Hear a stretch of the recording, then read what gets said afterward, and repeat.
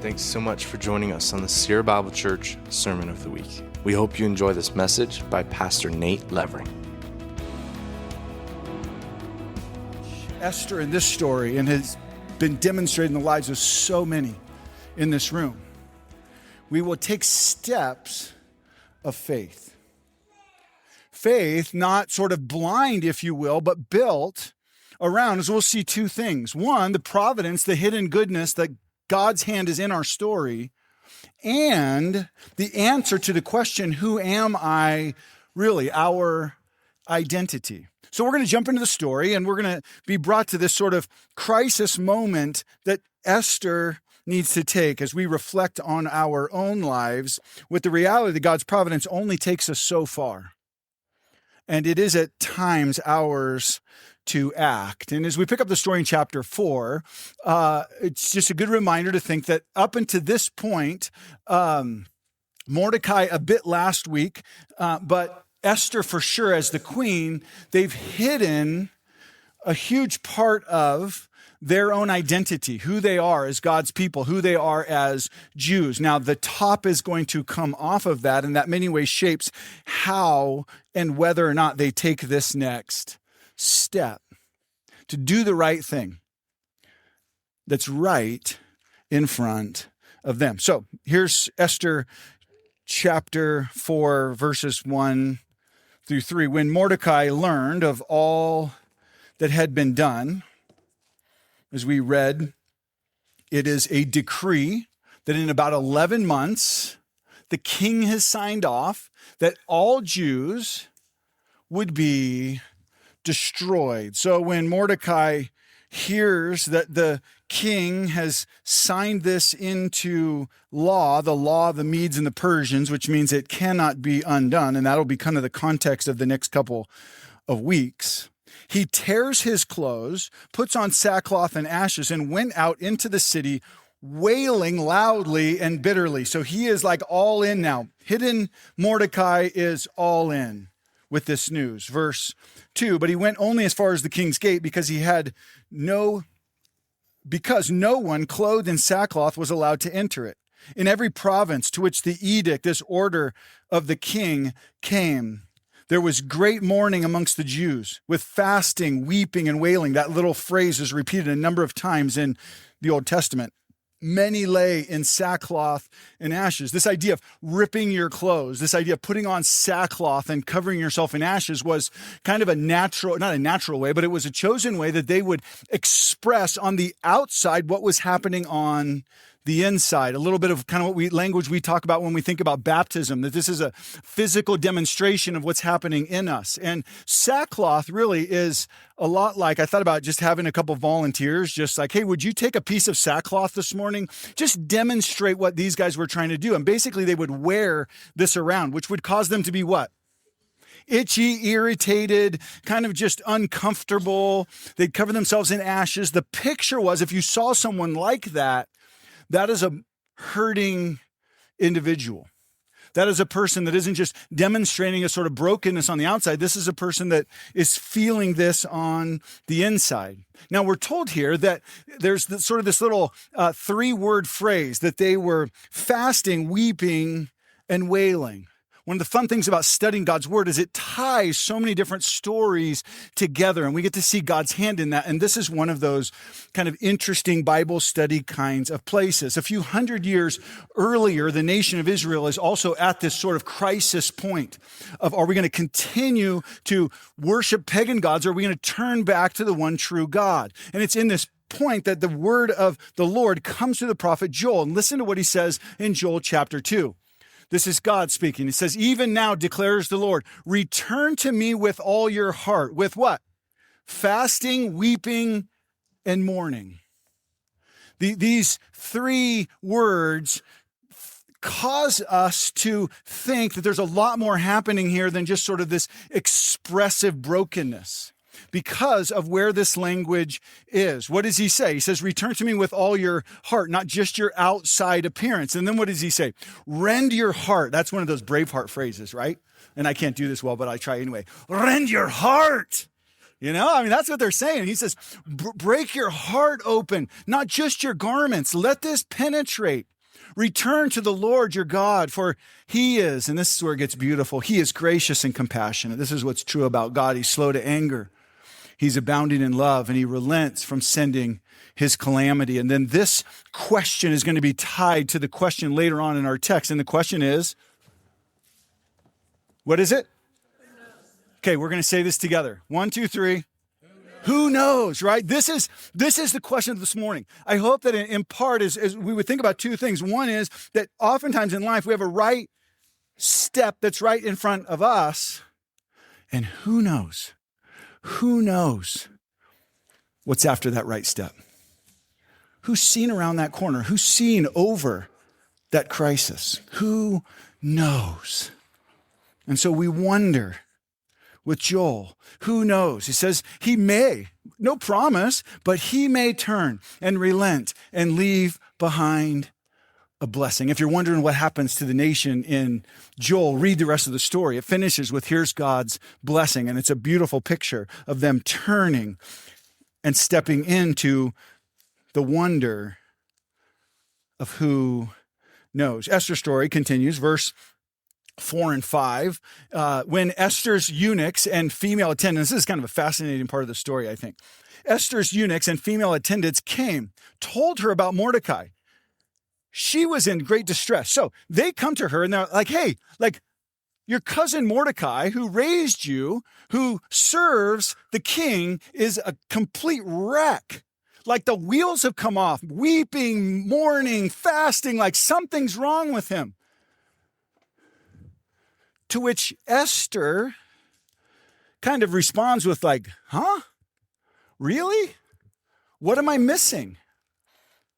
Listen to how the story goes on. So she, now in great distress because she realizes that Mordecai is suffering, what does she do? She sends clothes to him. Says, dude, get rid of the sackcloth. Put some clothes on.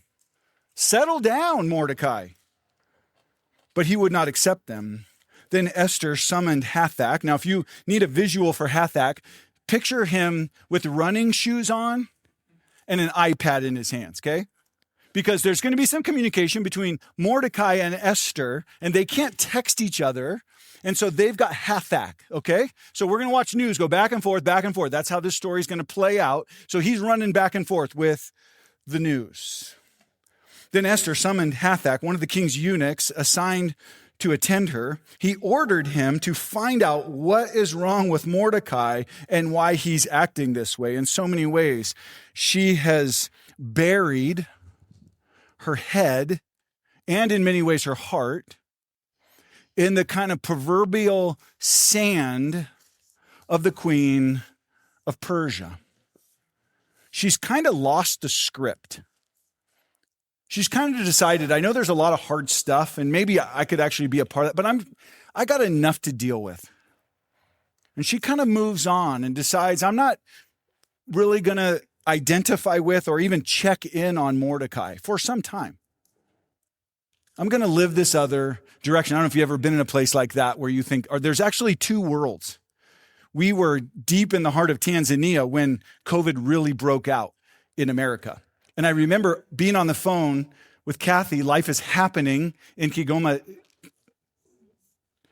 And she's telling me like, I can't even take the kids to the park. And I'm like, huh?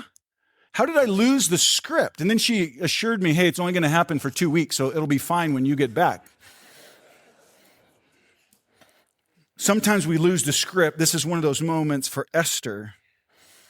Follow along the story in verse 6. So Hathach, again, he's got his running shoes on, went out to Mordecai in the open square of the city in front of the king's gates. Mordecai told him everything that had happened to him, including the exact amount of money that Haman is the one that devised this plan to not just have his sort of enemy, Mordecai, destroyed, but the entire Jewish nation had promised to pay the royal treasury, which, as we learned last week, is some 300 tons of silver for the destruction of the Jews. He also gave him a copy of the text of the edict that was, again, stamped by the king's ring for the Jews' annihilation, which had been published in Susa, her town, to show to Esther and explain it to her. And he told him, so he tells Hathach, I want you to instruct Esther, not only on the news, not only that, hey, this is going on, but he goes beyond this. He says, explain it to her and then instruct her to go. Go.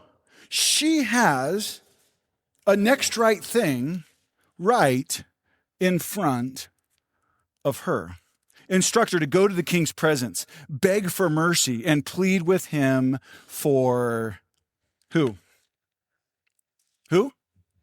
For her people. I get that you've lost the script.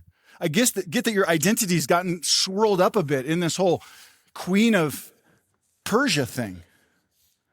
But let me remind you who you are and whose you are. Who's really the author of the story we find ourselves stuck in.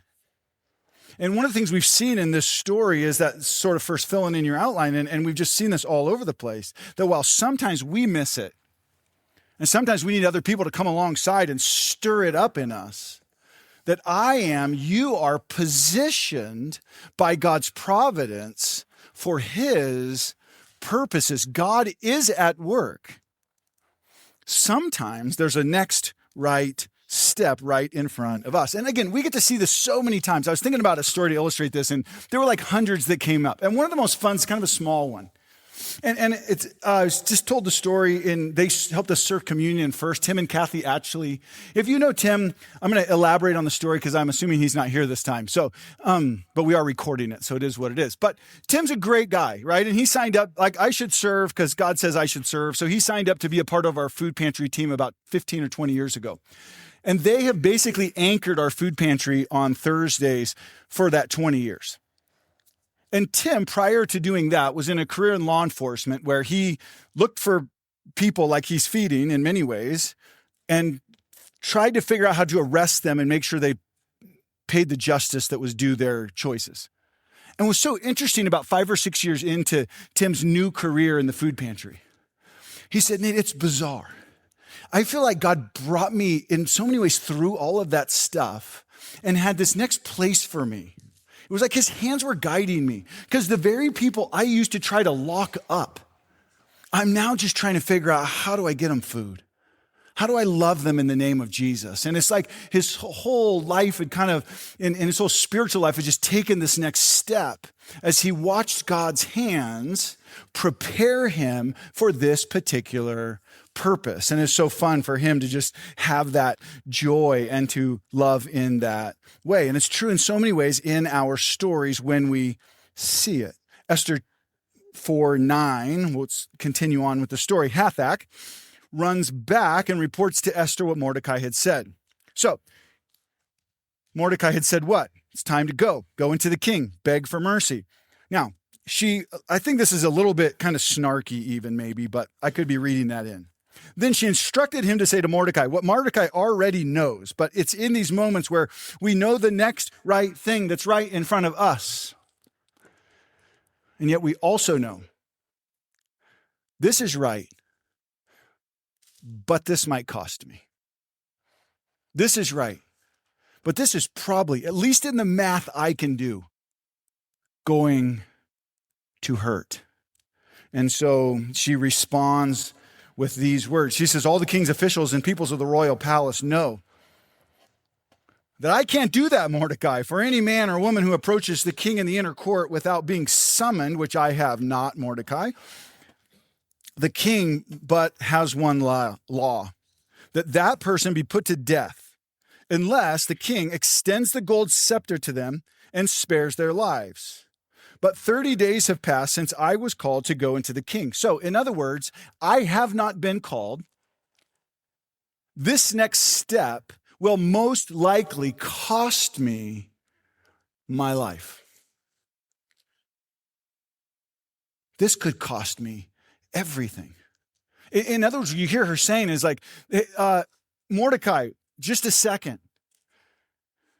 She wants to know what we want to know when we're staring down the next right thing and we know it's going to cost us. And what is that? what's the backup plan? Like, okay, God, you got me here. What's the proverbial ram in the thicket? Because this one's going to cost. This one might hurt. And for her, what she says to Mordecai is, this is not a plan. This is actually suicide. This is not a way out. As I do the math, as I add this up from my lower story perspective, this Mordecai will not work. Have you forgotten the law? And we see this pictured in a number of the sort of artifacts that are pulled out from this day and age. And so one of those is this. And we have the king here sitting. He's got his scepter, right? Because he can extend that if he wants. But what we see is these people surrounded by the hatchet men because sometimes the king didn't want.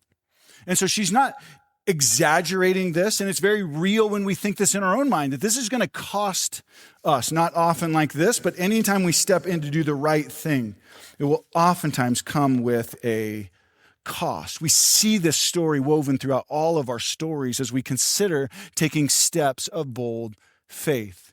Maybe no place more kind of, Hollywood screen, if you will, than what happens in the Valley of Elah. Anybody remember what happened in the Valley of Elah? Someone does. Help me out. What?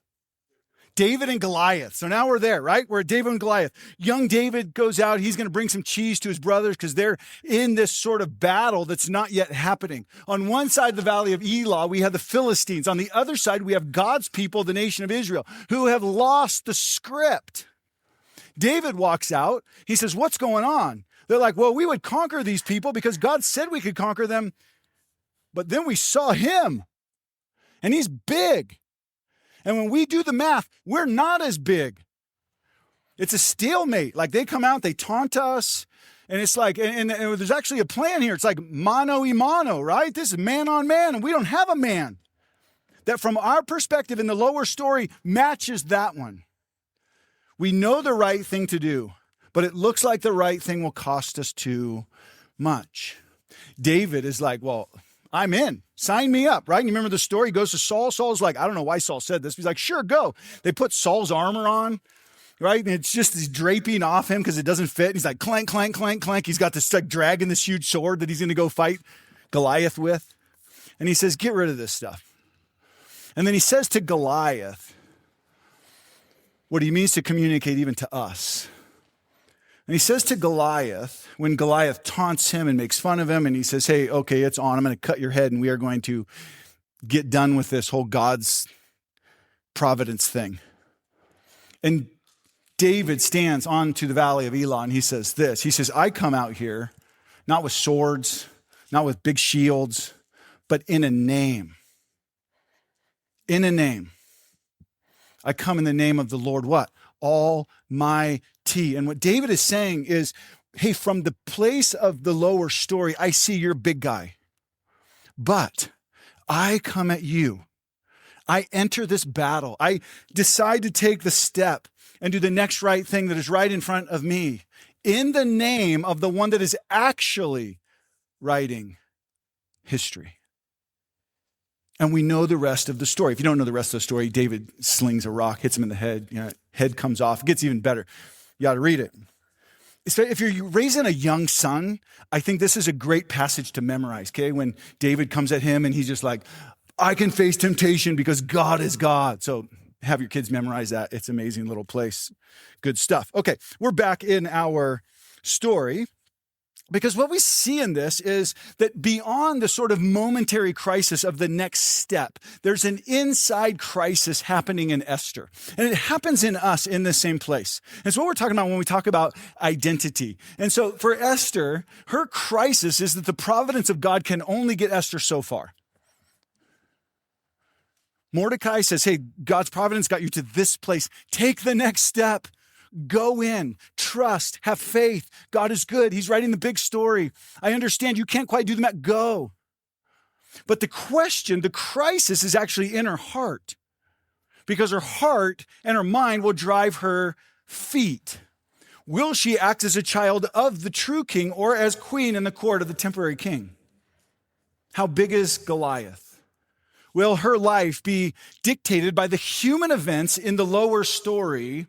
Or will she purposefully avail herself to the divine plans in the upper story. You, Esther, can decide whether or not you're going to take that next right step by leaning on what you know to be true about Xerxes the king. Or you can take that next step based on what you know to be true about the King of Kings, the resurrection king, the one in charge of the story. Will Esther then, this is the question, identify as a child of God or a pagan queen? And we can see the author of the story is inviting us into this sort of identity crisis as he says through Mordecai, hey, these are your people. Step in and do this because of who you are. You see, the providence of God does not relieve us of our human responsibility. It rather inspires us, directs us, and calls us to do the right thing that's right in front of us. And when we shy away, we're not just saying something about our own faith, we're saying something about our God. We do the thing that's right in front. This is what I'm preaching to me, okay? This wasn't for you, that was just for me. Now, as we talk about our own stories, we think about these kind of it just so happens moments, right? And this truth, I believe that the providence of God can only take us so far. Some of that language, as I mentioned, that we've been using is this idea that there's just it so happens moments, right? And so a week ago Friday, I had kind of this fun it just so happens moments where I had this awareness that, oh, the providence of God got me here. God is saying, I want you to take it from here. We'll talk about that context. So a week ago Friday, I drove down. We got a new car. We love it. Super fun. First new car, like had that whole smell thing. I mean, it's beautiful. And it was even better because we could like pay for it, which was amazing. And so we have this cool new car. And I thought, I'm not just going to take it to get its first oil change anywhere. So I'm going to take it down to the Kia dealership. It's this cool Telluride. We kind of love the car. And I'm going to take it to the dealership. You know, I'm going to sit there. I'm going to wear my Kia beanie they gave me. You'll see this later as it starts getting colder. I mean, they just gave that to me. I only spent $50,000, but I got a free beanie out of the gig, you know? So it's just awesome, so fun. And so I drive in there and I drop the car off. And it just so happened that to make my afternoon appointment, I had to leave the graveside of a gentleman in our church. So I'm dressed, let's just say it, I'm looking good at this point, right? Like tie on, nice shirt, slacks. I just come in there looking pretty good, you know, Kia owner. So I know what some of you think. You're like, whatever. But so I get it all signed up. And then as fast as I can, I beeline and do the Superman thing. And now I'm in my flip-flops, my board shorts, and my T-shirt. And I take a seat to do some work. It's about 6 or 8 of us in the little waiting room there. And about 10 minutes in, this young black guy comes in and he's sort of like this real exuberant, good looking young dude. And he looks at me and he says, hey. And I'm like, yeah. And everyone's attention is right like on this little interchange. And he says, didn't you come in here? And then this line was great. He said, looking like me? And everyone, I kid you not, starts cracking up because they're like, old, bald, white guy, good-looking young black dude. Like, what's he talking about? And then he caught himself right in that moment. He kind of laughed it off. And he said, no, I mean like looking good, you know, with a tie on and all these clothes. And I said, yeah, you know, it's Friday and I'm done working. And it was at that moment where I felt like that God, in his providence, had gotten me right before the right thing. And I could have said at that moment, yeah, I just left work. I couldn't wait to get my flip-flops on. But what I said was, yeah, a few minutes ago, I just left a funeral where I had the privilege to talk to a family about life after this life. And I'm kidding you. It was like you could hear a pin drop in there. Everybody leans in. We had this insane like 20 minutes. And I'm like, I don't even know what's happening. I faded behind the, you've been in these conversations, you just fade out. I did saying stuff. People are like sharing Jesus with each other. You know, my Kia friend, I mean, this guy's like Mr. all in with Jesus. And he's just like, the holy kingdom of God is come in the house. And I'm like, don't say that too loud. Like your boss is going to fire you. But it was this insane moment. And as I left that moment, I thought that God's providence gets us to this place. And then sometimes the Mordecai's or the Spirit of God in us says, this is where you step in. This is where you take a step of faith. This is the crisis moment. And my crisis is a lot like Esther's crisis, that the providence of God will only get me so far. And it's in those moments where I can say, yeah, I just came from work, or I can say what I know the world wants to wonder about at least. I just came from a time where we buried someone and talked about life after this life. Will I identify as a child of God?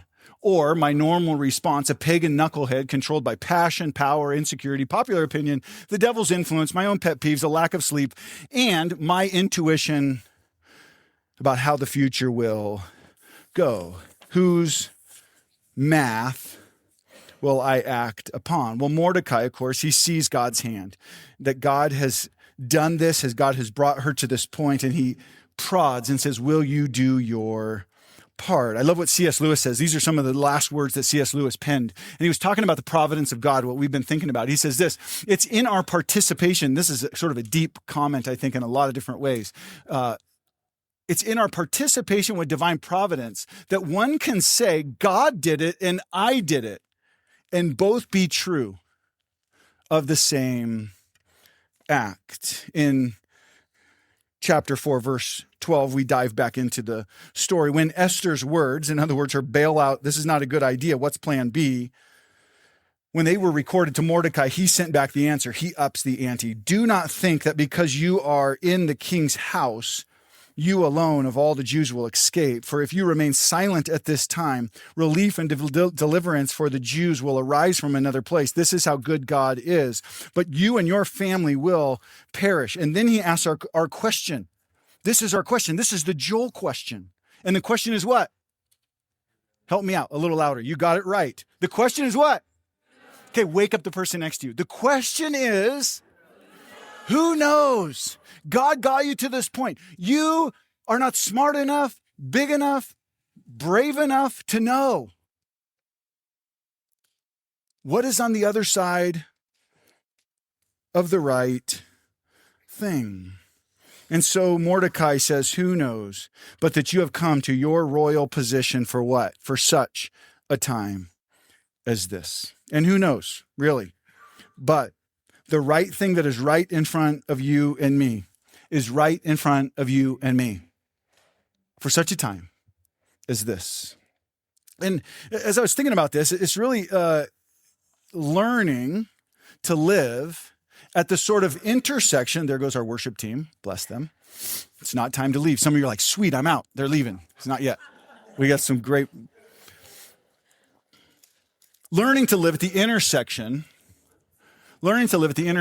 like this little sign says, of our identity, who we are, and the providence of God, what God is up to in his sovereign story. And for Esther, she settles the identity question, right? I mean, at one point, she's kind of like, hey, I don't even know what's happening right now because I'm the queen of Persia. She softens a bit to understand, oh yeah, I'm a part of this Jewish nation. And then in her response, she steps in and says, I will go.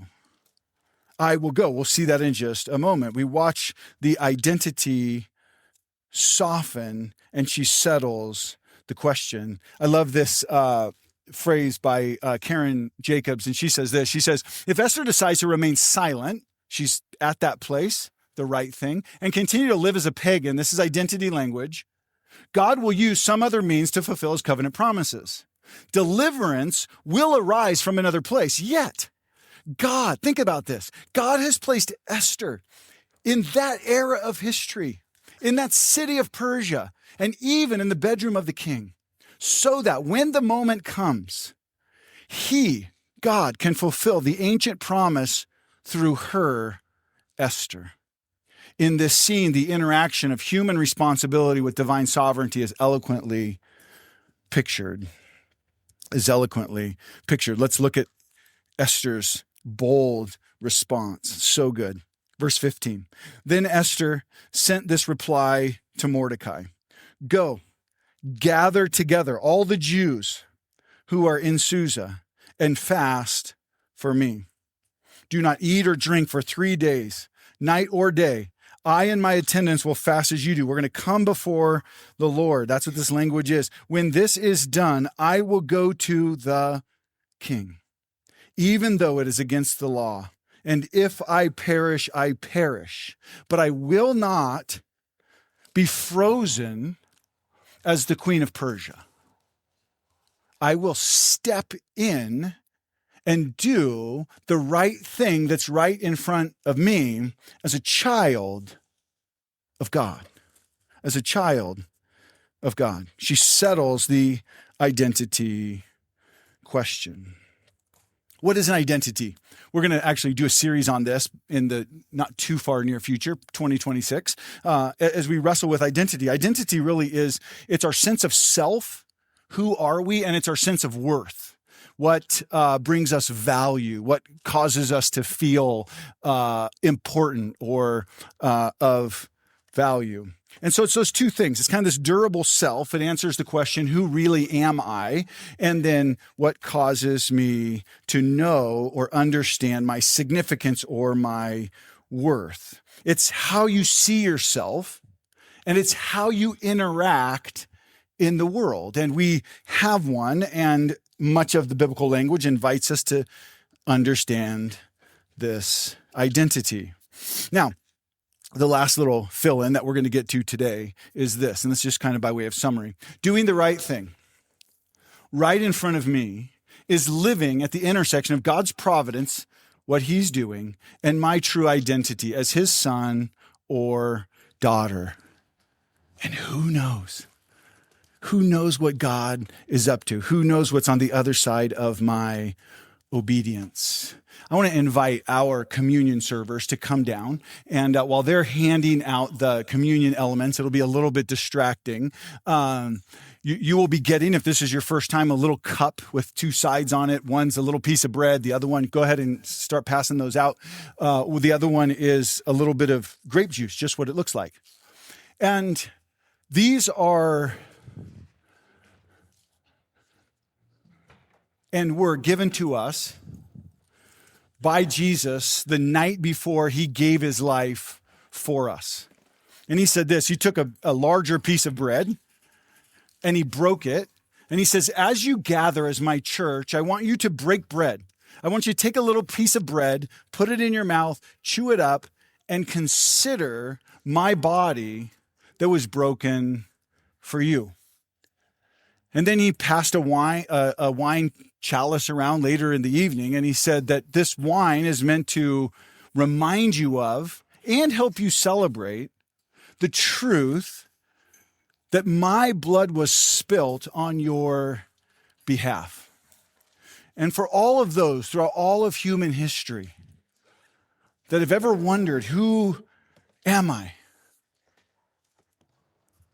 What am I worth?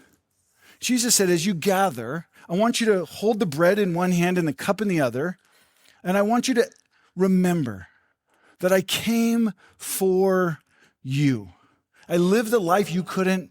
I died the death your sin deserved. And I was raised again so that you might live life in the promise and hope of resurrection. And so in just a moment, we're going to take these together. We're going to, in obedience to what the Lord said, we're going to peel this back and take the bread and remember his broken body for us.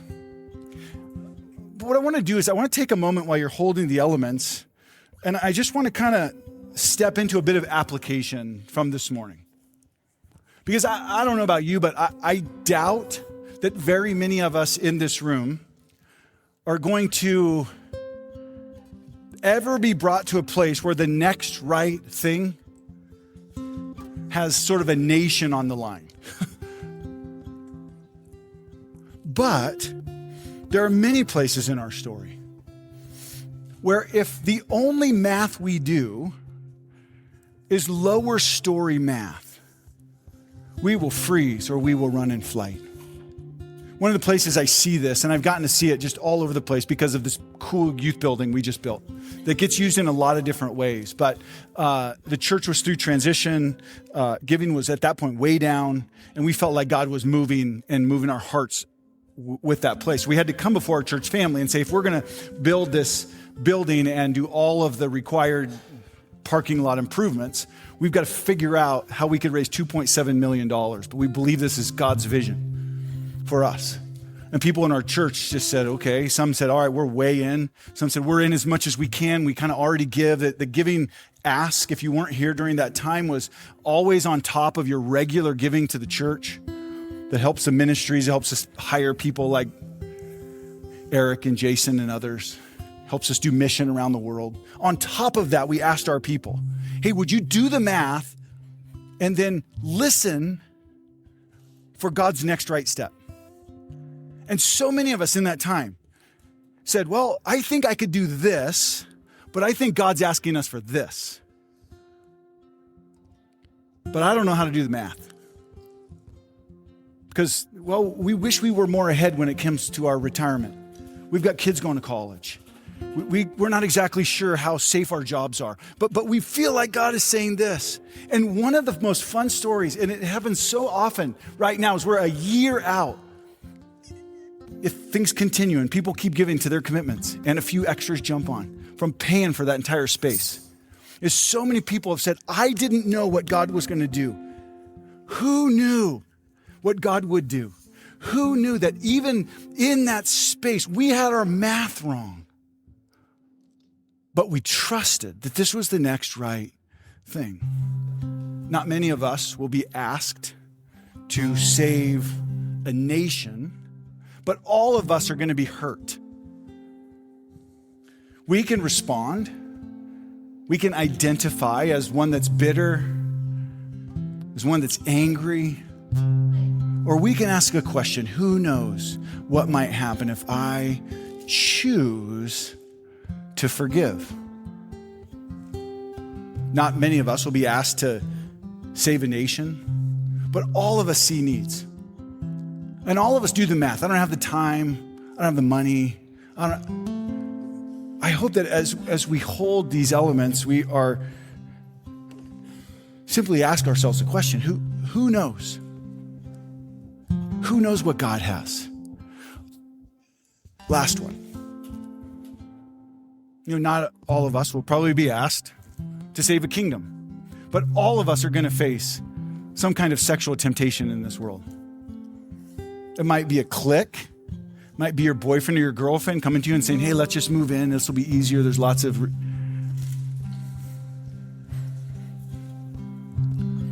But who knows what's on the other side of the next right thing? What do you say we give God a chance?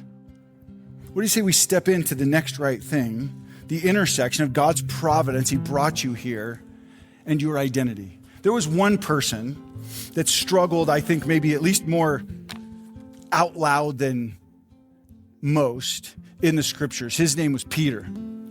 Peter was a guy that couldn't quite figure out day to day, moment to moment, exactly whose he was. The whole identity question, this was elusive to Peter, right?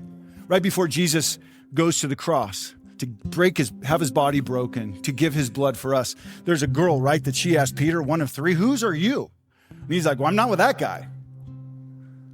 But a couple years later, Peter penned these words to answer the question, whose are you? Whose are you? And I've done a lot. Am I worth anything? Listen to Peter's words. He says this, you are a chosen people. You could put your name in. Nate is a chosen person, part of a royal priesthood, a holy nation. You are God's special possession, that you may declare the praises of Him who called you out of darkness and into His wonderful light. Once you were not a people. He's not writing to a Jewish nation. He's writing to a bunch of Gentiles outside the story of God that have gotten grafted in. He says, but now you are a people because of what Jesus has done and your faith in Him. Once you had not received mercy, But because of what Jesus did on the cross, now you have received mercy. How do you find out how much something's actually worth? You got that friend that's like, my house is worth $4 million. And you're like, I don't think anybody's buying your house for $4 million. How do you find out? What will someone pay for it? When Peter stood and watched his Savior give his life for him, I think this little bit of ink was written on his heart. And this is what Jesus invites us into as we take the bread and we take the cup. That ink, that truth of whose we are, of how valuable we are before God would get etched into our hearts. And remember that it's Jesus' forgiveness that makes us that. It reshapes our identity from the inside out. So that, do you remember Peter's words? You can praise. You can praise the one who came and found you. You can praise the one who gave his life for you. You can praise the one who took you out of darkness and into light. And we want to finish this morning by inviting you to your feet to praise that one. Thanks so much for joining us, church. We hope that you enjoyed this message. To find more messages like this, or to see where you can get connected, or to give financially, please visit sierrabible.com.